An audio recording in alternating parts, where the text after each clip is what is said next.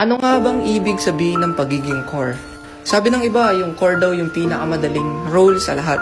Kasi pa-farm-farm lang daw, walang iniintindi, tapos pagala-gala lang daw sa mapa. Pero sasabihin ko sa'yo ang malungkot na katotohanan kapag core user ka. Tama, pa-farm-farm lang, pagala-gala sa mapa. Pero hindi mo nararamdaman yung pressure na nararamdaman ng isang core. Lalo na kapag mayroong team fight sa isang objectives.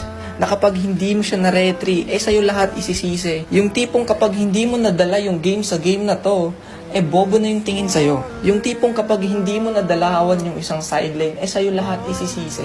Pero partida, hindi ka niya tinutulungan nung ini-invade yung farm mo. Kaya ngayon yung sabihin sa akin na madali mag-core. Kung meron mang sobrang galing mag-core, maniwala ka sa akin. Lahat ng trash talk inabot niyan, lahat ng sisi pinagdaanan niyan bago siya maging magaling at nasanay sa ganong kultura. Kaya wag mong sasabihin na madali lang mag-core, please lang, lalo na kapag Angela lang yung alam mo. Tanginang Angela yan, ka-lightning tranchot. Kaya sa mga nagbabalak mag-core dyan, isipin mo muna kung kaya mo saluhin lahat ng trash talk bago ka lumipat ng role. Etong huling bagay na sasabihin ko ay talagang nangyayari. Alam mo ba kung bakit maraming core na nagkikwit? Dahil hindi nila kinakaya yung pressure.